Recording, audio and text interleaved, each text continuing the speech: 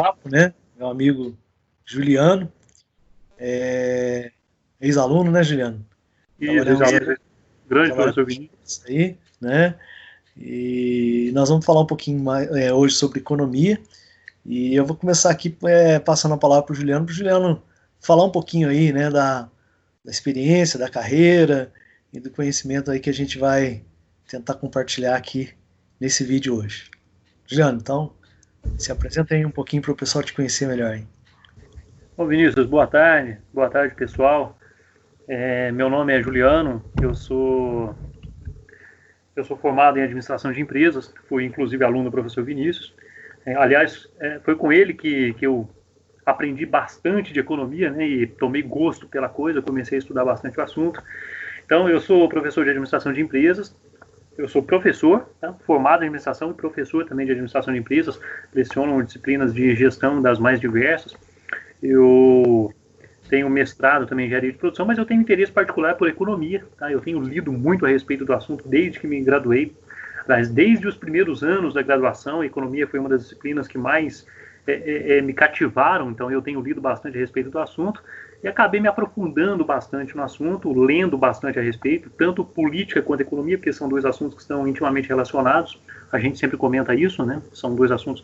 É impossível você falar sobre economia e não falar um pouquinho sobre política. Então, a gente vai falar sobre economia hoje justamente porque esse é um assunto de interesse comum e um assunto no qual a gente tem se aprofundado há bastante tempo, né, professor? Isso mesmo, Juliano. Então vamos lá, né? Pessoal que está nos assistindo, acho que uma das principais dúvidas aí, né, que muita gente tem me perguntado e que com certeza te perguntam também, né, sobre essa questão aí da quarentena e das consequências econômicas que essa quarentena já está trazendo, né, e com certeza ainda vai trazer aí para os próximos meses e até mesmo os próximos anos. Então, Juliano, vamos comentar um pouquinho, você fala um pouquinho aí sobre a sua visão disso, e aí depois eu complemento e a gente vai fazendo assim para o pessoal ir entendendo o que nós estamos falando. Então, Bacana. pode começar. Pessoal, bom, quem me conhece sabe que eu sou muito crítico da quarentena, pelo menos do modelo proposto, desse isolamento irrestrito que foi proposto, principalmente pelos governos estaduais, pelos governos municipais. Por que eu sou bastante crítico em relação a esse modelo? Por causa justamente das consequências econômicas que são muito caóticas e são muito calamitosas. Então, a população, em especial a população mais pobre, as pessoas mais pobres, tendem a sofrer muito com as consequências desse isolamento irrestrito. E por que isso acontece? Eu até tenho o hábito de dizer que é errado culpar a pandemia pelos males que já estão acontecendo na economia, pelos problemas que já estão acontecendo na economia. Na verdade, as decisões equivocadas dos governadores e prefeitos em especial, e do judiciário também, é importante ressaltar isso, é que estão gerando todo esse caos, todo esse trauma na economia. Basicamente, o caminho, né, a solução adotada, ou uma suposta solução adotada pelos nossos governadores, em parceria com prefeitos, judiciário, foi a interrupção forçada das atividades produtivas. Então, quando há uma interrupção forçada das atividades produtivas, basicamente a oferta de bens e serviços desaparece. Então, é isso que está acontecendo hoje. Então, as empresas foram forçadas a parar as suas atividades, pessoas, em função disso, foram demitidas, já estão sendo aos montes demitidas, então é um cenário bastante preocupante, muito preocupante. Quando as empresas não vendem, quando elas não estão em atividade, quando elas não estão trabalhando efetivamente, elas não têm receita, obviamente, e se não têm receita, elas não podem pagar os seus funcionários. Existem, né, aula número 1, que eu digo de contabilidade de custos, existem os custos fixos, né, de uma empresa e existem os custos variáveis. Os custos variáveis podem até desaparecer quando desaparecem também as atividades, mas os fixos não, os fixos permanecem. As empresas têm que pagar aluguel, as empresas têm os seus impostos, as empresas têm os salários de pessoal, e esses custos não vão desaparecer simplesmente por conta de uma vontade governamental. Ou seja, os governantes interromperam as atividades produtivas, limitaram, né, ou na verdade impediram efetivamente a oferta de bens e serviços, mas os custos das empresas continuam existindo. Qual que é a consequência disso? Para quem entende um pouquinho, né, de contabilidade, o patrimônio líquido, o resultado da empresa vai ser negativo. Simples assim. Não há receita, mas os custos permanecem. Então, até interessante colocar aqui que não adianta, alguém poderia dizer, poxa, mas o governo está oferecendo linhas de crédito diferenciadas para os pequenos empresários. Aliás, eu vou até abrir um parêntese aqui, é importante ressaltar que 80% dos empregos formais gerados nesse país, 80%, é um número realmente muito significativo. 80% dos empregos formais gerados no país são gerados por micro e pequenas empresas, as mais vulneráveis diante dessa crise. Então não adianta o governo criar linhas especiais de crédito para essas empresas, porque com linhas de crédito elas vão apenas se endividar, simples assim. Tá? Mais endividamento sem receita, o resultado tende a ser negativo e essas empresas não podem suportar. Então é um problema muito sério que precisa ser melhor trabalhado, tem que haver um ponto de equilíbrio entre preocupação com as questões sanitárias, com as questões da saúde e com as questões econômicas. Eu acho que decisões mais sensatas deveriam ser tomadas. Juliano, aproveito também para a gente comentar uma coisa que é bastante interessante, né? É curioso, né, que essas decisões que travam a produção, você falou muito bem aí, né? Vai com certeza reduzir a produção, já que a atividade econômica ela está ainda, né, está funcionando, mas funcionando num ritmo muito aquém do que um ritmo normal que a gente normalmente tem. Lógico que isso também afeta a demanda, as pessoas estando em casa, elas deixam de consumir uma série de produtos e serviços, mas o curioso disso tudo, né, é que quem toma a decisão de paralisar a atividade econômica é justamente as pessoas que trabalham no serviço público, ou seja, é o setor público que não cria renda, que não cria riqueza, né, impedindo, atrapalhando, né, atrapalhando no sentido de dificultar, pelo menos, né, o funcionamento e a atividade econômica do setor privado. E é curioso, eu queria que você comentasse um pouquinho sobre isso, né? Parece ser cômodo, né? Alguém que tem um salário garantido no final do mês, né? Impor que as pessoas que não têm esse salário garantido no final do mês, que elas deixem de trabalhar. O que você poderia falar sobre isso aí? Na verdade, essa é uma discussão que provoca, né, alguns ânimos, algumas pessoas ficam um pouco exaltadas quando a gente faz algumas críticas pontuais. A gente acredita, tá, pessoal? É importante entender isso. A gente acredita que algumas pessoas, alguns serviços são realmente muito importantes, que alguns servidores públicos realmente têm trabalhos que são muito importantes para a sociedade. Isso aqui não é uma crítica generalizada ao serviço público, aos servidores públicos. Mas a questão é que nós estamos atravessando uma fase muito difícil e todos estão, de certa forma, contribuindo, né, todos estão dando a sua parte de contribuição para que a gente consiga atravessar. As empresas privadas estão reduzindo seus custos, elas estão suspendendo contratos, elas estão revendo, né, os seus contratos de fornecimento. Então, existem várias estratégias que estão sendo adotadas pelas empresas particulares e pelas famílias também. As famílias estão poupando mais, como o professor Vinícius bem colocou. Existe uma crise na oferta, como eu citei no primeiro momento, as empresas foram impedidas de fornecer bens e serviços pelas autoridades governamentais, mas existe também uma crise, digamos assim, na demanda, porque as pessoas estão receosas. Aqueles que têm alguma reserva não querem gastar.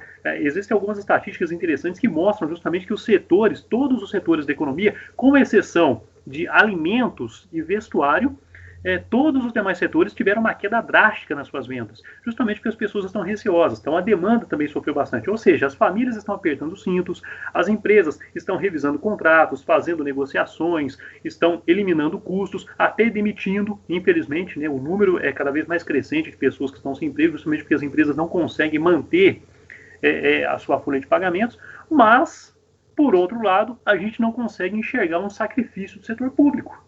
A gente não consegue perceber. É importante ressaltar que o serviço público, né, está entre as principais despesas do governo. E quem mantém o serviço público é a iniciativa privada. Então não existe essa coisa de que o serviço público não tem relação com a iniciativa privada. Deveria haver um sacrifício, deveria haver uma conscientização, porque são as empresas privadas e são os entes privados que dão essa sustentação para o serviço público. Então, infelizmente, nessa toada, nesse modo como nós estamos caminhando, existe uma tendência de futuramente, inclusive, o serviço público não ter mais condições de manter o seu pessoal. É um risco que nós corremos. Os aposentados, os pensionistas e os servidores públicos de uma forma geral. É claro que quando nós chegarmos nesse nível, toda a iniciativa privada já foi altamente prejudicada. Então é importante que haja uma colaboração, deveria haver uma redução salarial. Então o liberal, né, o economista liberal, o liberal clássico que defende uma economia liberal, acredita que o setor público precisa ser extremamente limitado. Então, tem algumas funções muito básicas que precisam ser preservadas. Mas, já que nós temos esse modelo no Brasil, que é um modelo inchado de serviço público, deveria ao menos haver alguma contribuição em termos de redução de salários, de serviços públicos, uma conscientização, porque o setor privado não consegue sustentar o setor público nas condições atuais. Então, eu acho que o professor Vinícius pode até complementar, mas eu penso que deveria haver um sacrifício de ambas as partes. Sim, então, eu acho que para quem está nos assistindo aí entender, né, um pouquinho melhor, né, o significado dessa limitação, dessa necessidade de limitação aí do setor público, né, eu acho que compensa falar um pouquinho sobre a Constituição de 1988. Essa Constituição, na verdade, ela foi escrita, né, logo após o fim do regime militar. Os constituintes que escreveram essa Constituição, eles, com certeza, eles tinham um viés aí, né, que a gente chama hoje de social-democracia, que é basicamente, né, aquele pensamento de que o Estado tem que ser o protagonista aí, né, o principal tomador das decisões aí para direcionar a economia. Só que isso é um dado histórico, né, um dado mundial até. A social-democracia no mundo inteiro, ela não se sustenta depois de um certo tempo. Por quê? Né? Para quem está assistindo é muito simples de entender isso. Né? O Estado ele não produz riqueza. Se o Estado não produz riqueza, ele precisa tributar. Só que no momento em que ele começa a tributar as empresas, né, e também as pessoas, ele está tirando, né, dessas empresas e dessas pessoas a possibilidade de, né, esse lucro no final do ano, no final do mês, a sobra de salário no final do mês, do ano, né, que as pessoas têm, poderia estar sendo revertidos em novos investimentos, em aquisição de novos produtos, e isso alimentaria então um ciclo virtuoso, né, que é aquele ciclo que gera riqueza. Quanto mais as empresas vendem, né, mais produção elas precisam ter, aí então elas vão contratar mais pessoas, as pessoas vão ter salários, essas pessoas vão gastar esses salários e o ciclo se fecha, né, gerando aí produção, né, gerando emprego, gerando renda e fazendo a economia do país funcionar naturalmente. Na social-democracia, o governo ele prometeu, na Constituição de 88, o governo prometeu uma série de benefícios, né, de serviços, saúde, né, para todos os brasileiros, educação para todos os brasileiros, aposentadoria e uma série de outras coisas, só que o governo precisa cobrar da sociedade, né, para poder fornecer tudo isso. E, além de cobrar da sociedade, ele precisa se sustentar. Então acaba acontecendo aquilo que o Juliano falou, né? A tributação no Brasil hoje é aí na faixa de quase 40% do PIB, então 40% de tudo aquilo que as pessoas e as empresas produzem vai para o setor público, e aí o setor público, uma pequena parte disso, porque em torno de 60% a 70% de toda a arrecadação dos governos federal, estadual e municipal, né, aproximadamente 60%, 70% vai para pagamento de pessoas, e acaba então não sobrando recursos para todos esses serviços que a Constituição promete.